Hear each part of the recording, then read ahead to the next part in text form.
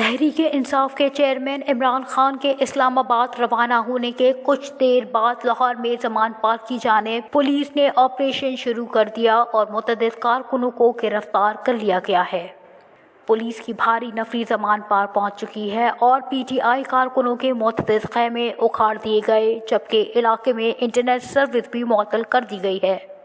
Police کی جانب سے قیدیوں کو لے جانے والی وینیں اور واٹر کینن کو بھی کینال روڈ پر پہنچا دیا گیا، جبکہ زمان پارک میں کرینیں بھی پہنچا دی گئی ہیں۔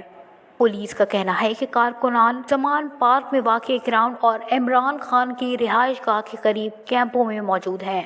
پولیس عمران خان کی رہائش گاہ میں گیٹ توڑ کر داخل ہو گئی۔ پہلے واٹر کینن نے عمران خان کے گھر میں پانی پھینکنا شروع کیا، جبکہ کرین کی مدد سے تمام رکاوٹیں ہٹائی جا رہی ہیں۔ عمران خان کے گھر میں کارکنوں اور اینٹی رائٹ فورسز کے درمیان شدید تصادم کے دوران پی ٹی آئی کی 4 کارکن زخمی ہو گئے، جبکہ ایک پولیس اہلکار بھی زخمی ہوا۔ پولیس کا کہنا ہے کہ عمران خان کے گھر کے اندر سرچ آپریشن کیا جائے گا۔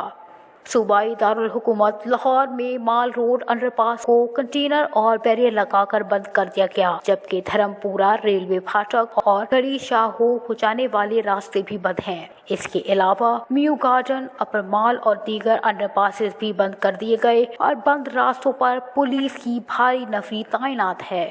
لاہور میں بند کیے گئے راستوں پر خاردار تاریں بھی بچھائی گئی ہیں۔ پولیس نے عمران خان اور رہنماؤں کو زمان پارک واپس جانے سے مبینہ طور پر روکنے کے لیے زمان پارک کے اطراف کنٹینرز لگا دیے۔